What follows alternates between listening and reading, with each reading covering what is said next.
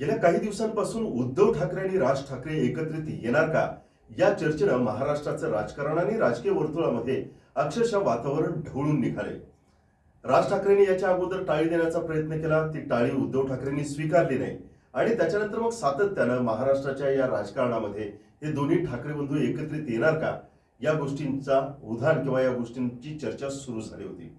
अशातच एका खासगी वृत्तवाहिनीवरती एका प्रश्नाला उत्तर देत असताना राज ठाकरे असे म्हणाले की महाराष्ट्रातून ठाकरे ब्रँड हा कधीही मिटला जाणार नाही आणि त्याच्यानंतर मग या चर्चांना अधिक वेग आला आणि गेल्या काही दिवसातल्या घडामोडी पाहता हे ठाकरे बंधू एकत्रित येण्याच्या दिशेने आता पावलं टाकायला लागले. पण प्रश्न असा आहे की पाऊल पहिलं कोण टाकणार. असं म्हटलं जातं की हे दोघेही एक एक पाऊल टाकण्याच्या दिशेनं पुढे निघालेले आहेत, परंतु त्यांचं चालणं हे ट्रेडमिलवरचं चालणं आहे. लोकांना ती पावलं टाकताना दिसत आहेत, परंतु पुढे येताना मात्र दिसत नाही. आणि याच अनुषंगानं सध्या नेमकं दोन्ही ठाकरे गटामध्ये नेमकं काय सुरू आहेत, काय खलबत आहेत, याचे आगामी परिणाम उद्याच्या राजकारणावरती काय होणार, ठाकरे बंधू एकत्रित आले तर अडचण नेमकी कुणाची होणार, या सगळ्या प्रश्नांवरती प्रकाशझोत टाकण्यासाठी आपल्या सोबत आहेत राजकीय विश्लेषक श्रीराम पवार सर. त्यांच्याकडून या सगळ्या गोष्टी समजून घेऊया. सर, कशा पद्धतीने गेल्या 2 दिवसांचं किंवा गेल्या आठवड्यापासूनचं हे वातावरण तुम्ही पाहता? नाही, या शिवसेना, उद्धव ठाकरे आणि राज ठाकरेंची मनसे हे दोन पक्ष एकत्र येणार या प्रकारची जी चर्चा मागचा महिनाभर चालू आहे, त्याला ती चर्चा आता एका टप्प्यावर आली असं आपल्याला म्हणता येईल. म्हणजे राज ठाकरेंनी त्या महेश मांजरेकरांसोबत बोलताना सुरुवात केली याची की महाराष्ट्राच्या याच्यापेक्षा आमची काही हे महत्त्वाचे नाही आहेत, मतभेद महत्त्वाचे नाही आहेत आणि दोघांनी एकत्र यायची तयारी एका अर्थानं त्या पॉडकास्टमध्ये दाखवली. त्याला तसा सकारात्मक प्रतिसाद उद्धव ठाकरेंनी पण दिला होता. आणि त्यानंतर सुरू झालं महाराष्ट्रात एक मंथन की ही दोघं एकत्र येतील का, आले तर तिचे टर्म्स काय असतील आणि त्याचा परिणाम काय होईल. पण त्यानंतर पुन्हा ती चर्चा थोडी थंडावर गेली आणि मग हे खरंच पुढे जाणार का अशी एक शंका पण तयार झाली. दोन्ही बाजून असं सांगितलं गेलं की याच्यावर जे वरिष्ठ नेते आहेत तेच बोलतील, बाकीचे कोणी त्याच्यावर बोलू नये असं पण मधल्या काळात सांगितलं गेलं. म्हणजे सुरुवात झाली आणि ते राजकारण टोकाला गेलं असं झालं नाही. त्याच्यामध्ये मध्ये काही काळ ते खंड पडला. आता त्याला या टप्प्यावर एका टप्प्यावर आलं असं म्हणायचं कारण असं की उद्धव ठाकरेंनी काल त्यांच्या पक्षातल्या एका महिला नेत्याच्या प्रवेशाच्या अनुषंगाने जेव्हा पत्रकारांशी ते बोलत होते तेव्हा उद्धव ठाकरे असं म्हणाले की महाराष्ट्राच्या मनात जे आहे ते लवकरच प्रत्यक्षात येईल आणि मी संदेश देणार नाही, तो तुम्हाला बातमीच देईल. याचा अर्थ असा आहे की राज ठाकरे आणि त्यांच्यामध्ये काही दिलजमाई होईल अशा प्रकारचे संकेत ते देतात आणि ते प्रत्यक्षात झाल्यावर मी बोलेन असं सांगताय. याचा अर्थ ते दोघं जवळ आलेले आहेत हे नक्की, असा त्याचा सर्वसाधारणपणे आपल्याला अर्थ लावता येऊ शकतो. आता हे एकत्र आले म्हणजे नेमकं काय आणि एकत्र येण्यामधल्या अडचणी काय याच्यावर आता चर्चा सुरू झाली. कारण पाठोपाठ आपल्याला माहिती आहे की मनसेच्या प्रवक्त्यांची प्रेस कॉन्फरन्स झाली, ते काही बोलले आहेत, संजय राऊत पुन्हा त्याच्यावर बोलत आहेत आणि या सगळ्याचा अर्थ असा आपल्याला दिसतोय की एकत्र यायचं आहे. एकत्र यायची इच्छा दोन्ही बाजूला आहे, दोन्ही बाजूच्या कार्यकर्त्यांमध्ये आहे, नेत्यांमध्ये आहे, मधल्या फळीतल्या नेत्यांमध्ये आहे आणि दोन्हीकडचे जे सर्वोच्च नेते आहेत उद्धव ठाकरे आणि राज ठाकरे यांना पण एकत्र यावं असं वाटतंय. हे आपण या टप्प्यावर निश्चितपणे सांगू शकतो. आता एकत्र यावं असं वाटणं आणि प्रत्यक्षात येणं याच्यामध्ये काही अडथळे असू शकतात. नॉर्मली अशा प्रकारे जेव्हा घडामोडी होतात दोन पक्षांनी एकत्र यायचं किंवा तर ते काही कॅमेरासमोर होत नाहीत किंवा ते जाहीरपणे होत नाहीत. संकेत करायचे दिले जाऊ शकतात पण प्रत्यक्षात या घडामोडी पडद्याआड होतात आणि मग जाहीर होतं. शिवसेनेच्या बाबतीत दोन्ही बाजूच्या अस्मिता इतक्या टोकाच्या आहेत. म्हणजे राज ठाकरे हे सर्वोच्च नेते असं मनसेतल्या लोकांना वाटणं स्वाभाविक आहे. ज्या प्रकारची संघटनेची घडण आहे तिथे तसंच घडणार. शिवसेनेची मुळातच घडण तशी आहे बाळासाहेब ठाकरेंपासून. त्यामुळं उद्धव ठाकरेंच्या शिवसेनेत पण उद्धव ठाकरे हेच अंतिम नेतृत्व. त्यामुळं आपल्या नेत्याचं कुटकणही हे कमी होऊ नये, महत्त्व प्रतिष्ठा कमी होऊ नये असं त्यातल्या दुसऱ्या तिसऱ्या फळीतल्या नेत्यांना आणि बाकीच्या कार्यकर्त्यांना वाटते. कालच्या मनसेच्या प्रवक्त्यांच्या प्रेस कॉन्फरन्समध्ये आपल्याला दिसते ते काय म्हणतायत की एक फोन करावा. त्यांना अपेक्षित काय आहे तर उद्धव ठाकरेंनी राज ठाकरेंना फोन करावा, तुम्ही एक पाऊल टाका, आम्ही 10 नव्हे 100 पावलं टाकायला पुढे जायला तयार आहोत असं ते सांगतात. म्हणजे राज ठाकरेंच्या वतीने ते या पद्धतीने सांगतात. म्हणजे आता जो प्रश्न आहे तो राजकीयदृष्ट्या एकत्रित यायचा आहे, राजकीय गरज आहे, त्याचा काही चांगला परिणाम होईल असं लोकांनाही वाटतंय. पण जी एका अर्थानं भाऊबंदकी म्हणतात ना, ती भाऊबंदकी कुठेतरी याच्यामध्ये रोल प्ले करते. जेव्हा दोन पक्ष, दोन गट एकत्र यायचे असतात तेव्हा तो बिटरनेस नसतो जो या दोघांमध्ये बिटरनेस आहे, आणि तो काढून टाकायचा आहे. आणि तो काढून टाकताना सुरुवात कोणी करायची असं म्हणताय. म्हणजे यापूर्वी 2014 आणि 2017 दोन वेळेला मनसेनं काही पुढाकार घ्यायचा प्रयत्न केला, पण त्याला प्रतिसाद, त्या प्रकारचा प्रतिसाद शिवसेनेकडून म्हणजे उद्धव ठाकरेंकडून विशेषतः मिळाला नाही, अशी मनसेच्या कार्यकर्त्यांची तक्रार आहे. कालच्या त्या प्रेस कॉन्फरन्समध्ये पण ती समोर आली की आम्ही 2 वेळा 2014 आणि 2017 मध्ये काही प्रयत्न केला, पण ते घडलं नाही. मग जो दुधानं पोळलेला माणूस ताक सुद्धा फुंकून पितो असंही काल त्यांनी सांगितलं. तसं ते काय आहे. आता असं म्हणायचं कारण काय आहे? कारण जर तुम्हाला एकत्र यायचंच आहे, तुमचं जमलंय, काय त्यांनी गावोगाव सांगतायत की दोघं एकत्र यायला पाहिजे, तरी पण असं म्हणतात. याच्यात मला वाटतं की तो कुटुंबाचा मुद्दा आहे त्याच्यामध्ये. आणि दोन्ही पक्षांचं जे एकच नेतृत्व हा जो आहे, ते एकच नेतृत्वातल्या दोघांनी एकत्र येऊन त्याचं एक नेतृत्व बनवणं ही खूप अवघड गोष्ट आहे, सोपं नाही आहे. राजकीय दृष्ट्या अनिवार्यता म्हणून ते एकत्र येत आहेत, पण मुळात हे बाहेर का पडले? तर एका मॅनात 2 तलवारी राहू शकत नाहीत, एका स्टेजवर दोघं बसू शकत नाहीत, असं उद्धव ठाकरेच नकळतपणे तेव्हा बोलले होते. तर ती वास्तव आहे, आणि त्या वास्तवातनं मार्ग काढायचा आहे. राजकीय अनिवार्यतेपोटी लोक काही मार्ग काढतात. काँग्रेस आणि शिवसेना एकत्र येईल असं कोणाला वाटलं होतं का? काश्मीरमध्ये भारतीय जनता पक्ष आणि महबूबा मुफ्तींचा पक्ष PDP एकत्र येईल असं कोणाला वाटलं होतं का? आले ना, नितीश कुमार आणि भाजप एकत्र आले गेले. ह्या राजकीय अनिवार्यता आहेत. इथं फक्त राजकीय अनिवार्यतेशिवाय एकाच कुटुंबातले 2 भाऊ आणि 2 भावांमधला मधल्या काळातला जो काही तणाव आहे, तो तणाव संपून पुढे यायचा आहे. तिथं मला वाटते घोडं हाडलेलं दिसते. आणि मग बाकी व्यावहारिक गोष्टी असतातच की कुणी किती लढायचं, कुणाला किती जागा मिळणार, या सगळ्या गोष्टी येतील. पण ज्या प्रकारची विधानं दोन्ही बाजून होत आहेत ती बघता त्याच्यावर मात करावी अशा मानसिकतेतही किमान 2 जण आले.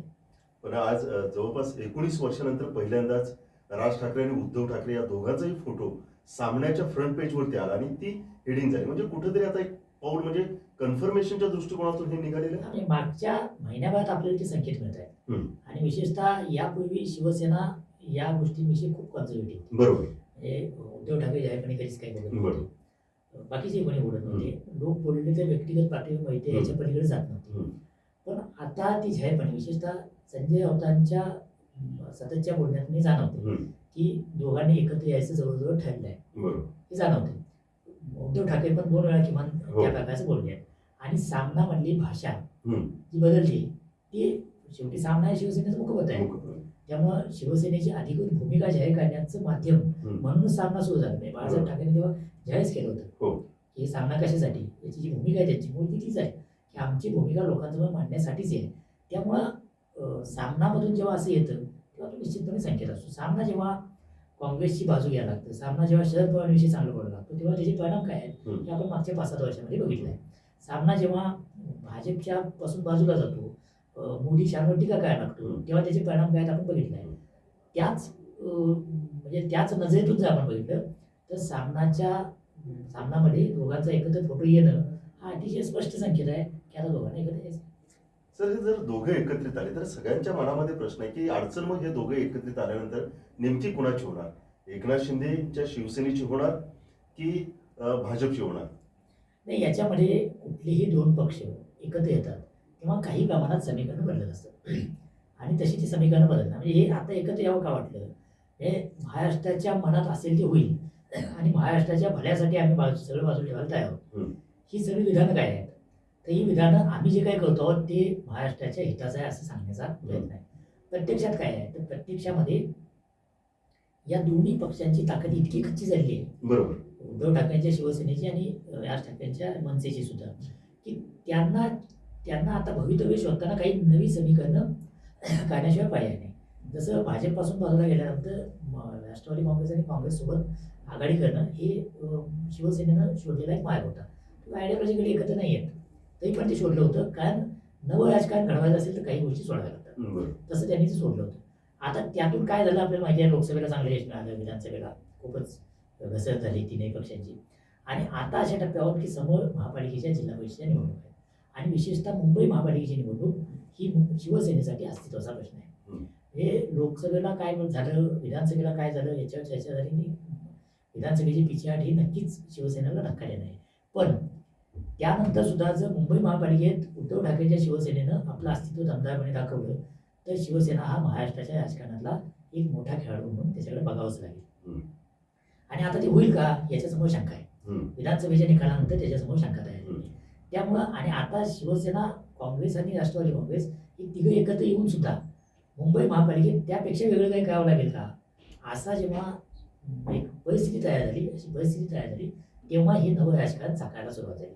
त्यात कुणी पोझिशन काय वाटली घेऊ दे, वास्तव आहे ते राजकीय अनिवार्य आहे. आणि कुठल्याही अशा प्रकारच्या युत्या आघाड्यांमध्ये दोन पक्ष, दोन नेते एकत्र येतात तेव्हा त्याच्यामध्ये त्या त्या पक्षांचा, त्या त्या नेत्यांचा राजकीय स्वार्थ, त्यांचं राजकारण, त्यांच्या कार्यकर्त्यांना मिळणारी पद्धत याचाच अधिक भाग असतो. आयडिओलॉजी वगैरे ते नंतर दाखवायचं असतं, किंवा देशाचं हित, मग राष्ट्राचं हित, महाराष्ट्राचं हित हे दाखवायचं असतं. दाखवायची पोझिशन महाराष्ट्राच्या हितासाठी, दाखवायची पोझिशन मराठीच्या हितासाठी, दाखवायची पोझिशन करायची त्यांच्या विरोधात, असं सगळं असेल. पण ॲक्च्युली मुंबई महापालिकेची निवडणूक ही या दोघांच्या एकत्र येण्यामागचा स्पष्टपणे मोटिव्ह आहे. आता याचा परिणाम काय, जसं तुम्ही विचारले की याचा परिणाम शिवसेनेवर, एकनाथ शिंदेच्या शिवसेनेवर आणि भारतीय जनता पक्षावर काय, तो परिणाम सुद्धा आपल्याला म्हणजे लगतचा आणि लांबचा असं जर बघायचं झालं तर लगतचा परिणाम हा आपल्याला मुंबई महापालिकेच्या निवडणुकीतच पाहावा लागेल किंवा तिथंच मोजावा लागेल. मुंबई महापालिकेच्या निवडणुकीत ही नवी युती समजा झाली उद्धव आणि राज ठाकरेंची, तर ती काय करू शकेल की आत्ता जो भारतीय जनता पक्षाला कॉन्फिडन्स आहे की मुंबई महापालिका निवडणूक आपण जिंकू, एकनाथ शिंदेच्या साथीनं ती जिंकू, मुंबई महापालिकेत अजितदादांच्या राष्ट्रवादी काँग्रेसचं काही खूप मोठं दबाव अस्तित्व असं काही मानायचं कारण नाही. पण हे दोन पक्षांनी एकत्र येऊन ती जिंकता येईल असं त्यांना वाटते. मागच्या वेळेला शिवसेना आणि भारतीय जनता पक्ष हे उद्धव ठाकरेंची एकत्र शिवसेना आणि भारतीय जनता पक्ष यांनी जवळजवळ समान जागा जिंकल्या होत्या. शिवसेनेला 1-2-3 जागा जास्त होत्या, पण जवळजवळ समान जागा जिंकल्या होत्या. आता त्यानंतर शिवसेनेचे 2 तुकडे झाले आणि बऱ्याच भारतीय जनता पक्षाच्या एकूण पोझिशन वगैरेमध्ये पण बराच बदल झाला आहे. त्यामुळं आणि 5 वर्षापेक्षा जास्त काळ होऊन गेलेला आहे. त्यामुळे मधल्या काळात बरंच मुंबईतलं वातावरण बदललं आहे, मुंबईतली समीकरणं बदलली आहेत. त्या पार्श्वभूमीवर मुंबईत या दोघांनी एकत्र येण्याचा परिणाम काय असा मुद्दा आहे. आणि तो परिणाम प्रामुख्यानं मुंबई महापालिकेपुरता बोलायचा झाला तर भाजप आणि शिवसेनेवर, एकनाथ शिंदेच्या शिवसेनेवर होणार हे उघड आहे, किंवा त्याच्यावर व्हावा म्हणूनच हे दोघं एकत्र येत आहेत, त्यांच्यावर परिणाम व्हावा म्हणूनच एकत्र येत आहेत. तो परिणाम काय असू शकतो, तर आता आपण बघितलं पाहिजे की विशेषतः नरेंद्र मोदींचं राष्ट्रीय राजकारणात नेतृत्व म्हणून उदय झाला तो साधारण 2012 नंतर 2014 ते पंतप्रधान झाले. तर त्यानंतर भाजपने या देशात बदललेलं राजकारण काय आहे, तर ते साधारणपणे सगळ्यांचा विचार हा राष्ट्रीय स्तरावर न्यायचा प्रयत्न करत आहेत. मग एक देश एक निवडणूक, एक देश एक नेता, या प्रकारची जी काही हे आहे नॅरेटिव्ह आहे, ते नॅरेटिव्ह भाजपसाठी सोयीचं आहे किंवा कुठल्याही राष्ट्रीय पक्षासाठी सोयीचं आहे.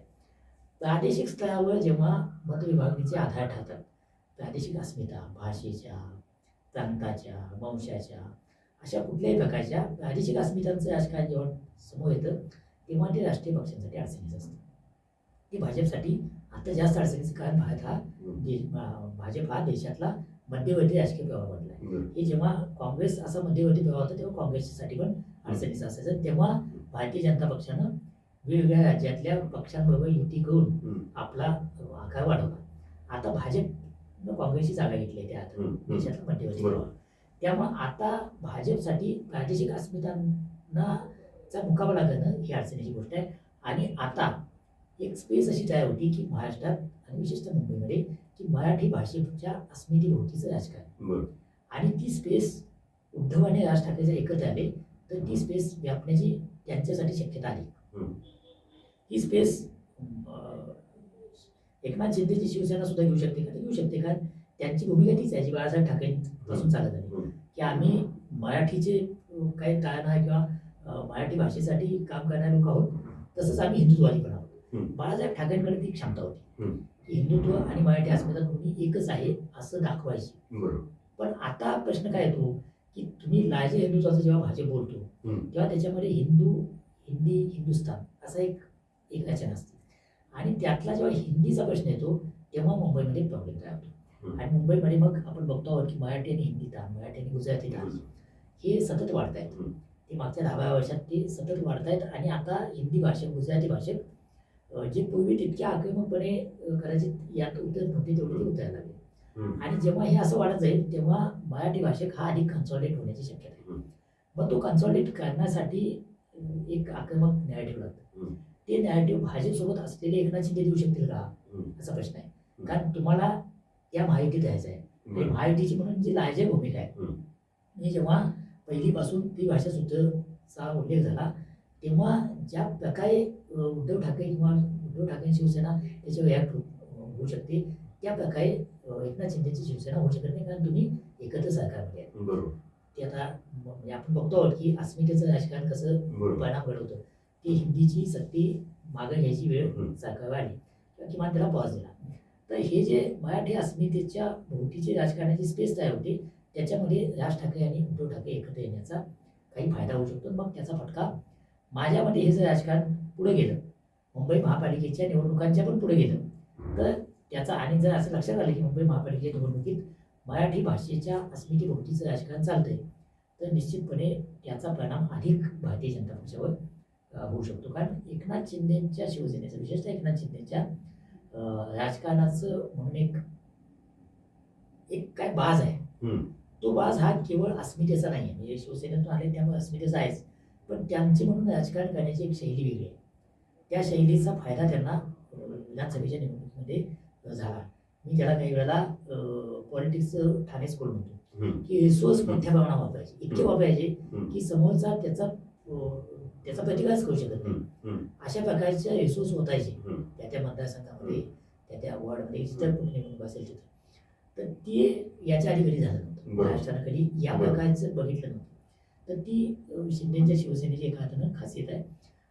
ती खासियत आणि मराठी अस्मिता याचा कदाचित टक्राव आपल्याला मुंबई महापालिकेच्या निवडणुकीमध्ये दिसेल. त्यामुळं या दोन पक्षांवर परिणाम घडवण्यासाठीच युती आहे. त्यामुळे जर तुम्ही बघितलं 1 महिन्यापूर्वी जेव्हा पॉडकास्टमध्ये राज ठाकरे बोलले आणि चर्चा सुरू झाली तेव्हाच्या भारतीय जनता पक्षाच्या नेत्यांच्या प्रतिक्रिया आणि नंतर बदलत गेलेल्या प्रतिक्रिया तेव्हा मुख्यमंत्रींनी जी प्रतिक्रिया दिली काल दिलेली प्रतिक्रिया की मी योग्य वेळी तेव्हा बोलेन. आता हे लक्षात आलं सगळ्यांच्या की आता हे घडतंय हे घडण्याच्या टप्प्यावर आहे. त्यामुळे घडण्याच्या तेव्हा त्यात तितका हे नव्हता म्हणजे काय इतकं गांभीर्य नव्हतं. एक कारण यापूर्वी टाळी देणं घेणं याच्यावर इतकं रामायण म्हणून गेलेलं आपल्याला त्यामुळे पुन्हा त्याच प्रकारचं आहे का असं तेव्हा वाटण्याची शक्यता होती. पण महिन्याभरानंतर तसं वाटत नाहीये. याचं कारण महिनाभर कन्सिस्टंटली दोन्ही बाजू याच्या विरोधात काही बोलत नाही. कुणी पहिलं पाऊल टाकायचं कुणी कोणाला फोन करायचा यासारखी जी मग अशी म्हणाल की खरं तर भाऊबंदकीचे मुद्दे राजकीय मुद्दे नाही आहेत. ती मुद्दे असतील पण एकत्र यायच्या मानसिकता हे ते दिसतंय. त्यामुळं आता याचा परिणाम काय याचे बाकीचे पक्ष त्याचा अंदाज घ्यायला लागले आणि मग ते आपली आपली काय फासी त्यानुसार टाकायला लागते. हा भाजप आणि एकनाथ शिंदेच्या याच्यावरचा काय समजा राजकारणाचा परिणाम आहे. त्याचबरोबर आपण असं पण बघायला पाहिजे की महायुतीच्या विरोधातली महाविकास आघाडी तर त्याच्यावरचा परिणाम काय होऊ शकतो. कारण राज ठाकरेंना महाविकास आघाडीत घ्यायचं का किंवा राज ठाकरेंबरोबर शिवसेनेनं म्हणजे उद्धव ठाकरेंची शिवसेनेनं युती केल्यानंतर ती युती आणि काँग्रेस राष्ट्रवादी काँग्रेस यांचे संबंध किमान मुंबई महापालिकेच्या निवडणुकीत तरी कसे राहतात हा एक आता हे राजकारणाचं प्रत्यक्ष झालं तर त्यानंतर लक्षवेधी मुद्दा असेल. याच्यात एक पळवाट असू शकते की स्थानिक स्वराज्य संस्थांच्या निवडणुका या काही पक्ष आणि आघाड्या म्हणूनच लढल्या पाहिजेत असं नाही. स्वतंत्रपणे पण लढता येऊ शकतात. लोकसभा आणि विधानसभेच्या निवडणुकीचा एकूण पट हा वेगळा असतो. स्थानिक स्वराज्य संस्थांचा पट वेगळा असतो. स्वतंत्र लढावं नंतर एकत्र यावं वगैरे अशा प्रकारची पळवाट असू शकते. पण त्यात सुद्धा विशेषतः काँग्रेसला उद्धव ठाकरेंसोबत आघाडी करताना खूप प्रयत्न करावे लागले किंवा खूप त्यामध्ये राष्ट्रवादी काँग्रेसने एक मोठा रोल प्ले केला होता तेव्हा. तर कारण दोन्ही पक्षांची बांधणीच वेगळी आहे. त्यापूर्वी पण बाळासाहेब ठाकरेंच्या काळात पण काँग्रेस आणि शिवसेना काही वेळेला एकत्र आल्याचं आपल्याला माहिती आहे. पण इतक्या व्यापक प्रमाणात एकत्र येताना दोन्ही बाजूनं काही तडजोडीत काही पथ्य पाळावी लागतात. ती बऱ्याच अंशी दोघांनी पाळली मधल्या काळात. आपण बघतो की दोघांनी एकमेकाला अनेक अडचणींच्या प्रश्नावर समजून घेण्याचा प्रयत्न केला. आता राज ठाकरे त्यानंतर आल्यानंतर त्यामध्ये आल्यानंतर राज ठाकरेंचा समावेश काँग्रेसनं कसा समजून घ्यायचा किंवा काँग्रेसच्या ज्या भूमिका आहेत ज्याच्या विरोधात राज ठाकरे सातत्यानं बोलत आहेत किंवा बोलत आले त्याच्यावर राज ठाकरेंच्या भूमिका यापुढे काय असतील मनसेच्या भूमिका काय असतील हा इथून पुढच्या काळामध्ये पेचाचा प्रश्न असेल. म्हणजेच जसं आव्हान शिवसेना एकनाथ शिंदेची शिवसेना आणि भाजप किंवा महायुतीमध्ये आहे समोर आहे, तसंच आव्हान राज ठाकरेंना सामावून घेताना महाविकास आघाडीसमोर सुद्धा असणार आहे. आणि पुन्हा ही जी नवी युती होते त्या युतीमध्ये अंतिम निर्णय कोण घेणार, नेता कोण असणार. शेवटी महाविकास आघाडीमध्ये आपण हे सुद्धा बघितलं की उंच पाठीच्या खुर्चीवर कोण बसणार याच्यावर सुद्धा चर्चा झाली, बातम्या आल्या. आता हे दोघं पण नेते असे आहेत, दोघांची कार्यकर्ते पण असे आहेत की आमचाच नेता सर्वोच्च. काँग्रेस राष्ट्रवादीमध्ये तुम्ही फ्लेक्झिबिलिटी आहे, कारण ते सत्तेत मोडलेले पक्ष आहेत. बरोबर. त्यांच्या दृष्टीनं मोठ्या पाठीची खुर्ची किंवा छोट्या पाठीची खुर्ची याच्यापेक्षा राजकारण चालवणं आणि ती सत्ता चालवणं याला कदाचित ते लोक अधिक महत्त्व देतील. या दोघांमध्ये ते किती कसं साधायचं, म्हणजे समजा दोघांची म्हणून उद्या असं हायपोथेटिकली आपण धरून चालू दोघं एकत्र आले आणि मुंबई महापालिकेच्या निवडणुकीत शिवाजी पार्कवर सभा आहे, तर शेवटचं भाषण कोणी करायचं, असे प्रश्न येतील ना. या प्रश्नाची उत्तर पण शोधायला लागतील. त्यामुळं राज ठाकरे आणि उद्धव ठाकरे एकत्र येणं हे एकत्र येतील असं आता आपल्याला दिसतंय. आता आपण असं सेफली म्हणू शकतो की राजकारण घडण्याची शक्यता आहे. ते घडल्यानंतरचे हे जे सगळे प्रश्न आहेत त्याच्याकडे आपल्याला लक्ष ठेवावं लागेल आणि त्यातून अनेक नव्या बातम्या तयार होणार आहेत. त्यानंतर अनेक वेळा अशी विश्लेषणाची संधी तयार होईल, अशा एका टप्प्यावर आपण आलो. सर, महाविकास आघाडीमध्ये राज ठाकरे येतील न येतील हा जरतरचा मुद्दा आहे. याच्यामधून दुसरी आणखी किंवा तिसरी आघाडी एक निर्माण होईल का, म्हणजे जिथे एक नाही उद्धव ठाकरे राज ठाकरे एक वेगळंच बाहेर, कदाचित उद्धव ठाकरे बाहेर पडतील आणि हे दोघंच एकत्रित पुढं राजकारण घेऊन जातील. आता हे राजकारण कसं जाईल आपल्याला सांगता येणं कठीण आहे. विशेषतः महाराष्ट्राच्या राजकारणात मागच्या 5-7 वर्षात ज्या प्रकारचे बदल, ज्या प्रकारच्या उलट्या सुलट्या उड्या मारल्या आपण बघितलं सगळ्याच पक्षांनी, कुठल्याही पक्ष त्याला अपवाद नाही आहे. ते बघता तुम्ही म्हणताय ती शक्यता असू शकते, शक्यतेच्या पातळीवर विचार केला तर ही शक्यता असू शकते, कारण 3 पक्षांनी एकत्र येऊन विधानसभेला जे काही घडलं त्यानंतर तिन्ही पक्षांच्या मध्ये एक, म्हणजे महाविकास आघाडीमधल्या पक्षांविषयी बोलतो, तिन्ही पक्षांमध्ये एक अंतर्गत नक्कीच असा विचार असू शकतो की आपण एकत्र येऊन एक राजकारण चालवायचा प्रयत्न केला, आपण एकमेकाला समजून घेतलं, पण त्याचा परिणाम काय झाला, डिझास्टर झाला. आता त्यानंतर नवं काही करायचं का, आता नवं करण्यामध्ये आणखी कोणाला तरी सामावून घेणं, आणखी नव्या ताकदीनं उभं राहणं, तर ते काही दिसत नाही. नव्या ताकदीनं एकही तिघं पक्ष उभे राहत आहेत, तिघं मिळून वेगवेगळ्या मुद्द्यांवर काही समान पद्धतीने लोकांसमोर जातात असं दिसत नाही. त्यामुळं देशाच्या पातळीवरची इंडिया आघाडी असो किंवा महाराष्ट्रातली महाविकास आघाडी असो, यांच्यामध्ये असं जे निवडणुकीच्या आधी चैतन्य होतं आघाडी म्हणून, बरोबर, ते आता दिसत नाही. त्या पार्श्वभूमीवर तुम्ही म्हणता ती शक्यता नाकारता येण्यासारखी नाही, पण ती शक्यता जर स्वीकारली तर मग त्यातून जो होणारा लॉस आहे, म्हणजे जसं मनसेच्या संपूर्ण महाराष्ट्राच्या ज्या काही जागा उभ्या केल्या त्यातली एक राज ठाकरेंच्या मुलाची जागा सोडली तर बाकी सगळ्या ठिकाणी मनसेचं डिपॉझिट होतं. म्हणजे मनसेची राजकारणातली ताकद काय आहे, म्हणजे राज ठाकरेंची म्हणून ताकद काय आहे, त्यांच्या भाषणात लोक किती येतात, त्यांनी एखादं विधान केलं तर त्याला प्रसिद्धी कशी मिळते, ही ताकद आहे. त्या अर्थानं राज ठाकरे आणि मनसे प्रभावी. पण निवडणुकांच्या राजकारणातली मनसेची ताकद काय आहे ते आपल्याला अनेक वेळा दिसलं आहे. ती मागच्या निवडणुकीत पण स्पष्टपणे अधोरेखित झालं. असं असलं तरी सुद्धा मुंबईत आणि वेगवेगळ्या भागामध्ये त्यांची म्हणून पॉकेट्स आहेत. आणि महापालिकेच्या निवडणुकीत छोट्या छोट्या मतसंख्येमध्ये जय किंवा पराजय होऊ शकतो, तिथं त्याचा फायदा शिवसेनेचा फायदा मनसेला होऊ शकतो. त्यामुळं तिथं प्रॅक्टिकल आहे.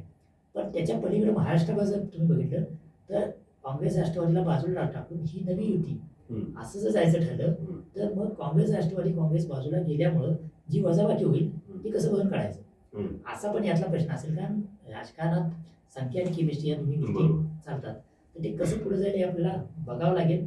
आत्ता तरी महाविकास आघाडीतल्या कुणीही हे 2 भाऊ एकत्र असल्याला विरोध केलेला नाही, म्हणजे कुणी हे काय चाललंय असं म्हटलेलं नाही. त्यामुळं तो तिथे मला वाटते की समजून घेण्याची भूमिका आहे, पण पुढे राजकारण कसं जाईल हे याच्याकडे आपल्याला लक्ष ठेवावं लागेल. सर, नुकतंच पत्रकार परिषद झाली, त्या पत्रकार परिषदेमध्ये शरद पवारांना उद्धव ठाकरे आणि राज ठाकरे हे एकत्रित येत आहेत याविषयीचा प्रश्न विचारला होता. तर शरद पवारांनी एक खोचक असं विधान केलं आणि ते असे म्हणालेत की जो मुद्दा तुम्ही मांडला तोच मुद्दा त्यांनी मांडला होता की राज ठाकरेंच्या सभेला गर्दी होते परंतु त्याचं मतामध्ये परिवर्तन होत नाही, परंतु उद्धव ठाकरेंच्या बाबतीमध्ये मात्र त्यांची जी काही स्पेस आहे ते निवडणुकीमध्ये आपल्या जागा निवडून आणण्या इतपत ते सफल होतात. आणि मग हे विधान झाल्यानंतर संजय शिरसाटांना प्रतिक्रिया विचारली तर संजय शिरसाट असे म्हणाले की पहिल्याच प्रयत्नात शरद पवारांनी मिठाचा खडा टाकलाय. तर एकंदरीत कशा पद्धतीने बघताय या सगळ्या नाही गोष्टी? हे काय आहे की शरद पवारांनी जे सांगितलं ते वास्तव आहे. हम्म. ते काय नाकारायचं कारण नाही. पण ते सांगून सुद्धा जी काही छोटी पॉकेट्स आहेत ती हा. पॉकेट्स महापालिकेच्या निवडणुकीत का असेना हम्म. नक्की महत्वाची ठरू शकतात. हम्म.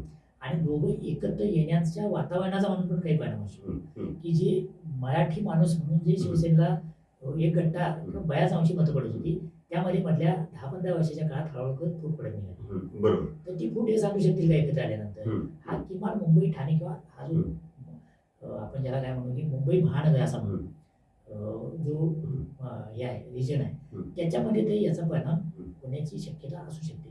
त्या अर्थानं त्याच्याकडे बघताय व्यापक महाराष्ट्राचं म्हणाल तर खरंच आहे. राज ठाकरेंचा असा प्रभाव काय बरोबर. नाशिकमध्ये एका निवडणुकीत पडला त्यानंतर तिथलाही प्रभाव वाटत गेला राजकीय दृष्ट्या म्हणजे निवडणुकीच्या राजकारणात बाकीचा नाही. तर त्या अर्थानं पवारांच्या विधानाकडे बघायला पाहिजे. आणि शेवटी हे दोघं एकत्र आल्यानंतर महाविकास आघाडीवर काय परिणाम होणार याचा अंदाज महाविकास आघाडीतले नेते पण घेत असतील जसं शरद पवार पण घेत असतील. त्या अर्थानं त्यांचं ते विधान असू शकतं. आता असं कोणी बोलल्यानंतर त्याचा फायदा महायुतीतले नेते घेणार आहे तसं तो शिवसेनेने घेतला. आणि पवार यांच्या विधानाची वेगवेगळ्या प्रकारचे अर्थ लावण्याची प्रथा महाराष्ट्रात जुनी आहे तेव्हा मग ती त्या प्रकारे ते लावले जातात. आत्ताच्या घडीला माझ्या मते अर्थ काय लावता येऊ शकतो तर दोन्ही भावांना एकत्र यायचं आहे. त्याच्यामध्ये अडचण कुणी पहिलं पाऊल टाकायचं कुणी कुणाला फोन करायचा एवढंच आहे. तर ते कदाचित ते संपवलं जाईल. याच्या या टप्प्यावर आपण आलो आहोत. त्याचे इमिजिएट परिणाम हे मुंबई महापालिकेच्या निवडणुकीत व्हावेत यासाठीच हे राजकारण आहे. ते परिणाम किती होतील यावर त्या युतीचं भवितव्य काय ठरेल. सर सर्वसाधारणपणे एखाद्या मातेला डिलिव्हरीसाठी आतमध्ये घेऊन गेलेले असतात त्यावेळेस बाहेरच्या बाजूला नातलेगांची घालमेल चालू असते की काय बातमी ऐकायला येते. तसं अनेक जणांचं राजकीय विश्लेषकांचं आणि अनेक मीडियाचं आहे. सर्वसाधारण कधी ही आनंदाची बातमी ज्या पद्धतीने उद्धव ठाकरे म्हणतात त्या पद्धतीने लवकरच देऊ का अजून काही याच्यामध्ये वेळ घेतील अजून काही तडजोडी असतील. मला वाटतं की एकत्र यायचं ठरलंय पण हा जो पार्ट आहे की तर तो इगोचा पार्ट आहे तो सोडवावा लागेल. आणि दुसरा व्यावहारिक पार्ट आहे अच्छा की विशेषतः मुंबई आता सध्या व्यवहाराच्या पार्टवरती कुठे बोलणी चालू असते कारण भास्कर जाधव ज्या पद्धतीने म्हणाले की फक्त हे दोन भाऊ एकत्रित येत नाही तर दोन पक्ष एकत्रित येत आहेत आणि पदाधिकारी आणि कार्यकर्ते यांचा आम्हाला कुठेतरी समतोल सगळा अर्थातच दोन भाऊ एकत्र येणं हा तो आहे ते पण दोन पक्ष एकत्र येतात त्या दोन पक्षांमधले कार्यकर्ते एकमेकांविषयी एकमेकांच्या नेत्याविषयी टोकाची टीका केलेली आहे त्यांनी. बरोबर. त्यामुळे ते दोघं एकत्र येणं आणि ते आल्यानंतर प्रत्येकाला असं वाटतं की आपल्या कार्यकर्त्यांना संधी मिळाली पाहिजे कारण शेवटी आघाड्या कशासाठी करतात तर आपल्या मॅक्झिमम कार्यकर्त्यांना पदं मिळावी संधी मिळावी त्यातून राजकारण पुढे जावं यासाठी युती आघाड्या होत असतात. त्यामुळं ते साधणं याच्यासाठीची चर्चा अजून ते आपल्याला असं कुठे दिसलेलं नाही आहे की दोघांचे नेते एकमेकाशी बोलत आहेत. हे सगळं काय चाललंय की मीडियाने एकमेकाला संदेश देणं असंच चालू आहे. पडद्याआड अगदीच गुप्तपणे काय झालं असलं तर आपल्याला माहिती नाही. पण जे समोर दिसतंय त्याच्यामध्ये एका बाजूनं आदित्य ठाकरे काय ते विधान करत आहेत अमित ठाकरे काय ते विधान करत आहेत राज ठाकरे विधान करून त्यांनी सोडून दिलं त्यांच्या स्टाईलप्रमाणे. उद्धव ठाकरे त्याच्यावर बोलले संजय राऊत रोज काय ते बोलत आहेत. हे मीडिया समोर दिसणार आहे. याच्या मागं दोन पक्षाचे नेते दुसऱ्या तिसऱ्या फळीतले असतील त्यांनी एकमेकाशी काही चर्चा केली का जसं महाविकास आघाडी साकारताना आपल्याला दिसत होतं की नेते एकमेकांकडे जात होते एकमेकाशी बोलत होते दिल्लीत जात होते दिल्लीतले काँग्रेसचे नेते इकडे येऊन बोलत होते. या प्रकारचं काही घडताना आत्ता तरी आपल्याला दिसत नाही. पडद्याआडच घडत असेल तर माहिती नाही. तर हे सगळं करावं लागेल त्यानंतरच त्याला प्रत्यक्ष होईल. त्याला किती दिवस लागतील सांगणं कठीण आहे. पण कालचं उद्धव ठाकरेंचं विधान हे सूचक आहे. यात जे काही होईल ते लवकरात लवकर होईल फार वेळ लागेल असं मला वाटत नाही. सर एका कार्यक्रमामध्ये अमृता फडणवीस असे म्हणाले होते की देवेंद्र फडणवीस हे काय काय वेषांतर करून एकनाथ शिंदेना भेटायला जायचं होतं हे त्यांनी नंतर सगळं सांगितलं. तशा काही बातम्या पुढे येतील नंतरच्या काळामध्ये की उद्धव ठाकरे किंवा राज ठाकरे एकमेकांना भेटत होते. आपल्याला माहिती नाही काय झालं. हे मुळातच एका पॉडकास्टमध्ये राज ठाकरेंनी अचानक असं राजकारणाला कलाटणी देण्याची भूमिका घेतली. हे खरं तर अचानक घडलं असं तेच म्हणतो की असं राजकारणात एकदम अचानक सडन असं घडत नसते. त्याच्या मागे काहीतरी सूत्र चालू असते काहीतरी होत असते आणि ते सूत्र असं लगेच कधी बाहेर नाही. कधीतरी पुढे कळेल आपल्याला किंवा कदाचित कळणार पण नाही. याच्या आधी काही भेट झाली का कोणाची गोपनीय भेट झाली का किंवा कुणाच्या वतीनं कोण भेटलं का हे आत्ता कोणीच बोलणार नाही. पण असं एका मुलाखतीत कोणतंही आत्ता म्हणजे 19 वर्षे चाललेली भूमिका 19 वर्षे चाललं एकमेकासाठी एकदम पालटणारं राजकारण मुलाखतीत कोणी सांगत नसते. बरोबर. त्याला मागं काहीतरी बॅकग्राऊंड असते की कदाचित ते असू शकतो की सांगायला हम्म. माझं बॅकग्राऊंड असते. आता ही बॅकग्राऊंड आपल्याला म्हणजे राजकीय बॅकग्राऊंड समजू शकते आपल्याला की दोन्ही पक्षांच्या एक अशा स्टेजला आले की आता नवं राजकारण घडवलं पाहिजे. मराठी अस्मितेचा एक मुद्दा कदाचित महाराष्ट्रात तयार होऊ शकतो, त्यामुळं ती एक संधी पण आहे. बरोबर. त्यामुळे सगळे योग जुळून येत आहेत ते समजू शकतो. बरोबर. पण त्याच्या मागं एकमेकाशी बोलण्यात कोणी कसा पुढाकार घेतला पाहिजे हे आपल्याला आत्ताच समजणं कठीण आहे. ते कदाचित पुढच्या काळात समजू येऊ शकतं. माहित आहे, अजून थोडासा कालावधी आपल्याला जावं लागेल की त्यानंतर आपल्याला कळून येईल की राज ठाकरे आणि उद्धव ठाकरे यांच्या या सगळ्या गोष्टींना सुरुवात कधी झाली होती. कदाचित त्या गोष्टी पुढे येणार देखील नाहीत, परंतु महाराष्ट्राच्या राजकारणामध्ये एक मात्र कूस बदलताना आपण सध्या बघत आहोत. आणि ज्या पद्धतीचे संकेत मिळत आहेत त्या संकेतानुसार तर आत्ताच्या घडीला या वेळेपर्यंत आपण म्हणू शकतो की कदाचित हे ठाकरे बंधू एकत्रित येऊ शकतील. परंतु ज्या पद्धतीनं सरांनी सांगितलं त्या पद्धतीने हे फक्त दोन ठाकरे एकत्रित येत नाही, तर त्यांना आपले पक्ष, आपल्या पक्षाच्या निष्ठा आणि त्यांनी आतापर्यंत 19 वर्षामध्ये घेतलेल्या भूमिका या सगळ्या समोरच घेऊन आपल्याला महाराष्ट्राच्या समोर जावं लागणार आहे. आणि हे सगळं करीत असताना एका बाजूला महायुतीचं आव्हान आहे आणि दुसऱ्या बाजूला महाविकास आघाडी सांभाळण्याचं सुद्धा कसब त्यांना सांभाळावं लागणार आहे. परंतु या सगळ्या प्रश्नांची उत्तरं हे काळामध्ये दडलेली आहेत आणि त्यासाठी सहमत आहेत की अजून काही कालावधी जावा लागेल. पण एक मात्र निश्चित की ठाकरे बंधू एकत्रित आलेत तर निश्चित महाराष्ट्राची कूस ही बदलली जाणार आणि ती फक्त कदाचित आत्ताच्या घडीला सर म्हणतात त्या पद्धतीनं आपण जवळचं जर बघत असू तर महानगरपालिकेमध्ये याचे परिणाम दिसून येतील आणि दीर्घकाळापर्यंत हे जर सगळं वर्कआउट झालं तर त्याचे परिणाम निश्चितच महाराष्ट्राच्या राजकारणामध्ये जाणल्याशिवाय दिसून येणार नाही.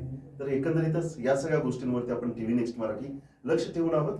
उद्या काय घडतं याची सुद्धा डिटेल्स तुमच्यापर्यंत पोहोचवत राहू. आपल्यासोबत नेहमीप्रमाणे श्रीराम पवार सर असतील. तोपर्यंत पाहत राहा TV नेक्स्ट मराठी.